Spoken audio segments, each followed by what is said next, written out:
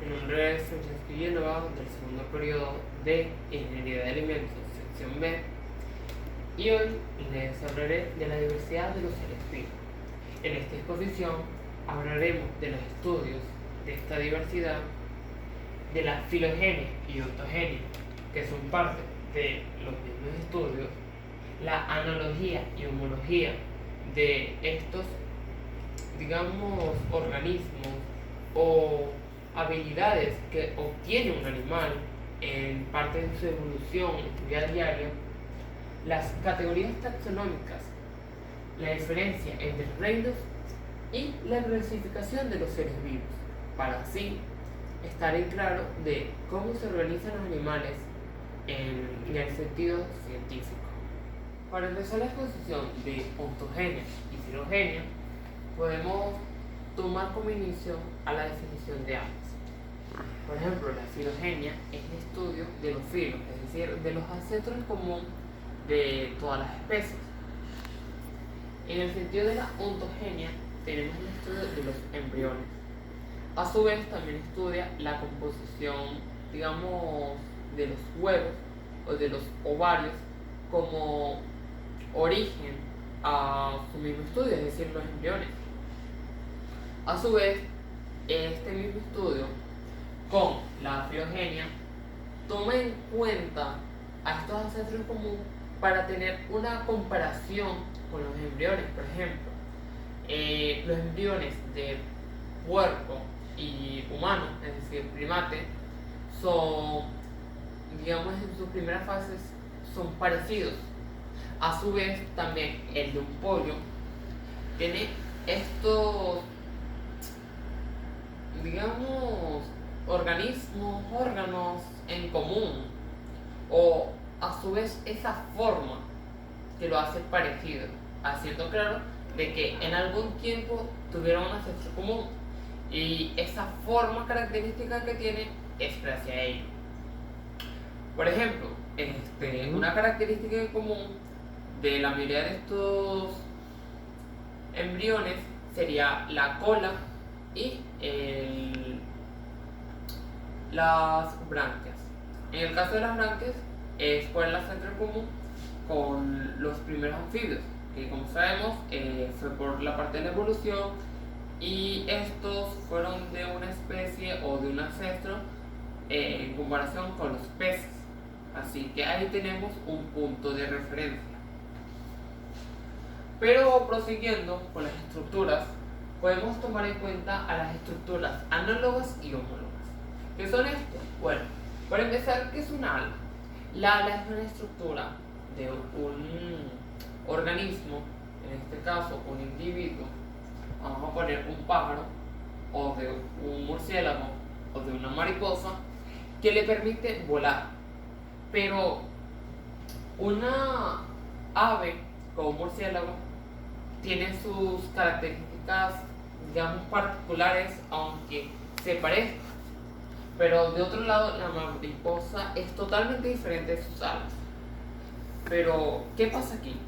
Bueno, en estos casos, la ala en estos tres animales cumple la misma función. En el caso de la mariposa es totalmente diferente su morfología, mientras que en las aves y los murciélagos al menos tienen ese parecido.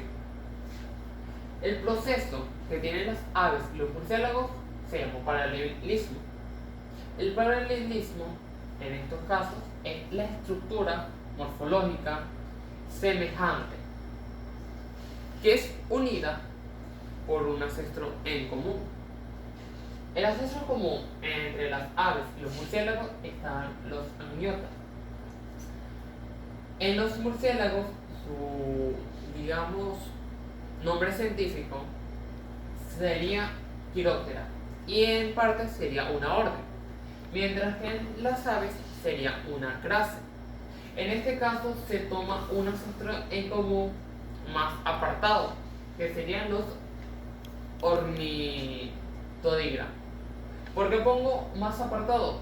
Porque los ornitodira tienen en comparación o puntos de reparto a los mismos dinosaurios, por ejemplo el T-Rex, con las aves actuales. Como sabemos, las aves son parte de los saurópsidos. En estos casos podemos encontrar en los saurópsidos a las mismas especies de reptiles como las iguanas o los caimanes o las mismas tortugas. Así que las aves contarían como mismos reptiles. Continuando, en las mariposas encontramos una evolución, proceso evolutivo, el cual se llamaría convergencia, que es una estructura análoga, sin la morfología, pero con el funcionamiento semejante, por un ancestro independiente. En estos casos, el ancestro independiente es cuando esa división de una especie es completamente distante. No estamos hablando de una o dos especies, sino estamos hablando de dos ramas completamente diferentes. Más tarde voy a hablar de ello. Pero el ancestro, digamos, clave, que sería el de la misma orden, sería el insecta. Mientras que el clado o la clase de la mariposa sería Lepidoptera. Así que podemos hacer un árbol filogénico y podemos encontrar al reino de Animalia. En parte habría una división o, digamos, una brevedad en el caso de acortar nombres o especies completamente para llegar a los insectos. Igualmente vamos a hacer el mismo proceso y vamos a llegar rápido a los amniota. A su vez, como dije anteriormente, los murciélagos son mamíferos, pero su orden es Chiroptera. Así que vamos a cortarlo y tenemos a los Chiroptera. También de los amniota, como sabemos, los ornitodira son saurópsidos. Así que acortamos y llegamos a los ornitodira. Así que, ¿por qué acorto y no divido? Porque en estos ejemplos quiero hacer el claro de que tanto los amniota como los mamíferos y las aves poseen ese ancestro común. Así que de amniota se debería una larga lista de especies hasta llegar a las aves, mientras que los mamíferos es algo más corto, pero a su vez tiene su proceso. Así que los ancestros en común de estas dos especies tienen su punto de referencia. A su vez, la morfología de las alas de una ave se puede encontrar en las, digamos, división o segmentos de los huesos para crear otro tejido y así crear las mismas plumas. De otro modo, los murciélagos hacen o modifican su mano para, digamos, darle base a esta ala y a su vez crear una membrana resistente para que estos puedan volar. A su vez, los lepidópteros emplean otro proceso para crear sus alas. En estos casos, crean escamas mismas para reforzar la estructura. En estas especies podemos encontrar a las mariposas con su proceso de que primero son larvas, después pupas y después son mariposas. Muy diferente a las aves o los murciélagos que no hacen metamorfosis. Así que podemos tener ese punto en común en los dos genios, ya que en estos casos el desarrollo de esta especie en el sentido más básico o inicial son diferentes, tanto de la mariposa como las aves iniciales. Bueno, para continuar en el tema de la taxonomía o sucesión de la filogenia, podemos encontrarnos con los superreinos o dominios, donde encontramos los procariotas y los eucariotas. El nombre de procariota y eucariota procede del latín cariota, que significaría como nuez o almendra. en referencia a su núcleo, mientras que pro es antes de la almendra o la nuez, y eu, que significaría buen, aunque también en estas prácticas sonaría como verdadero. Así que tenemos los nombres de antes de la nuez y verdadera nuez, en referencia a estar sin el núcleo y con el núcleo. Prosiguiendo, dan los reinos de arquea, bacteria, protozo, cromista, fungi, plantae y animales. Como sabemos, bacteria y arcae en ciertos sentidos son procariotas, y estos mismos, digamos en una cierta comparación, son los que vemos como estos organismos unicelulares de la vista microscópica. En cambio, los eucariotas, que son estos individuos, como lo conocemos como plantas, animales, las algas mismas y los hongos, porque tanto en la zona de cromista y fungi se diría como hongos y las algas. En un sentido etimológico, animalia y plantae, respectivamente, serían los nombres dados de planta y animal. Igualmente, fungi es hongo en latín. A su vez, podemos tener como un árbol o una división de cómo se representaría la taxonomía. Por ejemplo, iniciamos con el dominio. Prosiguiendo, tendríamos un reino. A su vez, estaría la división si es plantae o fungi, y a su vez cromista, y filos si estamos hablando de animales o otro tipo de especies.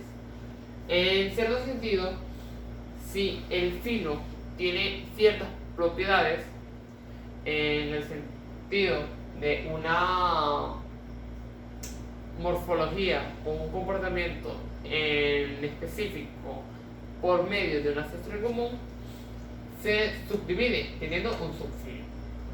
A estos subfilos los pondremos con dos rayas, mientras que en forma de resumen los que serían claves serán con una sola raya. Así que de la división tendríamos la clase, y de la clase podemos tener la subclase. A su vez, los de tres rayas serían un antecesor o una agrupación mayor de la siguiente forma. En este caso es el suborden, que daría paso al orden, y este mismo se dividiría al suborden. A su vez, el suborden puede subdividirse en el infraorden. El infraorden, o tanto el suborden como el orden, darían paso a la superfamilia, y esta daría como centro a la familia. De la familia surgiría una subdivisión, que es la subfamilia, y de la subfamilia estaría la tribu, la subtribu, y de la tribu el género y la especie. En una conclusión o un sentido más especificado, se necesita las subdivisiones o la superdivisión para clasificar a estas especies. Por ejemplo, tenemos a los ácaros. Los ácaros vienen de los artrópodos. Los artrópodos vienen de la palabra griega articulación y pie.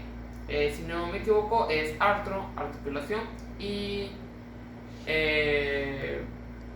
podio, más o menos, sería la combinación entre pie y un sufijo para la respectiva forma de los filos, ya que en cierta parte, si en cada categoría va una, digamos, especie o una agrupación, estas mismas llevarían un sufijo para marcarlo y así hacer referencia a que son pertenecientes de estos. A su vez, encontramos a estos como una orden, que sería el Acadia, mientras que su clase sería Arachnidea, es decir, de los arácnidos. Así que, en resumen, digamos que, como sabemos, el dominio sería si es procariota o eucariota, es decir, su nivel celular, mientras que el reino representaría si su composición es, vamos a suponer, simplificándolo, vegetal o animal. A su vez, las divisiones o filos serían el punto del acento en común. Por ejemplo, los artrópodos son totalmente diferentes que los, vamos a poner, anfibios. Así que tenemos en cuenta que los artrópodos y los anfibios tienen un reino, que serían los animalia. Así que ese sería su ancestral común. A su vez, estos parten hasta terminar en una especie. Mayormente cuando se habla de este tipo, se estaría hablando de una organización hasta terminar en las especies. Mayormente cuando se habla de especies se habla de un solo organismo, mientras que se habla de género se está hablando de una agrupación mucho menor. Así que estamos hablando de una sola especie, un grupo de especies, una distribución de especies, ya una comparación de los atributos de esa misma especie en el sentido morfológico o de estructura, composición química del mismo organismo, de su desarrollo. Tenemos al orden en su distribución y su supervivencia, en el sentido de este instinto de su trabajo. Encontramos la clase y en cierta medida el filo representaría su, digamos, inicio. Así que en resumen, la taxonomía lo que indicaría sería la evolución o el paso de esta misma especie. No por tener un mayor proceso significaría que esta especie estaría más evolucionada que otra. No, en cambio, una especie puede tener, vamos a suponer, llegar hasta la clase y tener su propia especie, y hasta ahí terminaría. Pero a su vez, esa especie pudo haber evolucionado y quedarse en esa misma clase, es decir, de cambiarse de individuo a individuo sin, digamos, cambiar tanto sus ancestros en común hasta llegar a lo que hoy es hoy en día.